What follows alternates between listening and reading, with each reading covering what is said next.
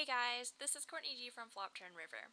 This video is part 2 of 2 videos where we have ace jack in the small blind and around 18 big blinds in our stack. Last time we talked about pre-flop, and today I'd like to talk about post-flop. In the original hand, it folded to us in the small blind and we decided to min-raise. The big blind called. Here's the flop. We have a flush draw, gut shot, and overcard, so that's not too bad. Hero decided to go ahead and continuation bet 14,000. While I think c-betting is definitely a good idea, I think hero bet way too small. I'll try to show you why. Big blind's gonna call and the turn's gonna come in 8 of hearts.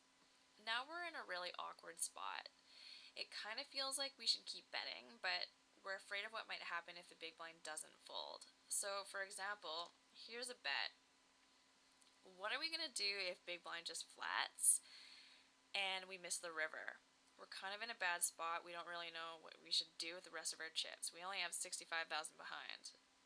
Or what happens if big blind raises, like what actually happens in this hand? Now we're also in a bad spot. And now we have to hope to hit the river in order to win the hand. That's the only way we can win. So we just want to really avoid these situations. What the hero should have done was actually c-bet bigger on the flop and hopefully create a stack that he can just shove on the turn. To make it even easier, we should also try to raise more pre-flop like I talked about in the last video. That will make it even easier to bet the flop and shove the turn. I'll show you what the hand could have looked like, and I like this a lot better. So, folds to us in the small blind. We raise to 18,000 instead of 15,000, and the small blind calls. Pot is bigger now on the flop. We can bet 25,000, big blind calls. And now look at the stacks. So we have 82,000 behind and the pot's 93,000.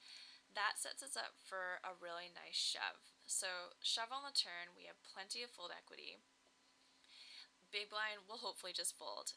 Even if the big blind does call though, we still hopefully have outs to win the hand on the river. So that's all I have to say about this hand. Let me know if you have any questions or comments, and I'll leave off with another question for you. Hopefully it will generate a little bit of discussion.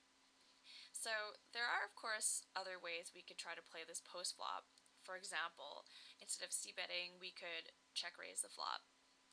Are there any other lines that you can think of that you'd prefer to the one I suggested here? Let me know in the comments. And as always, thanks for watching. See you next time.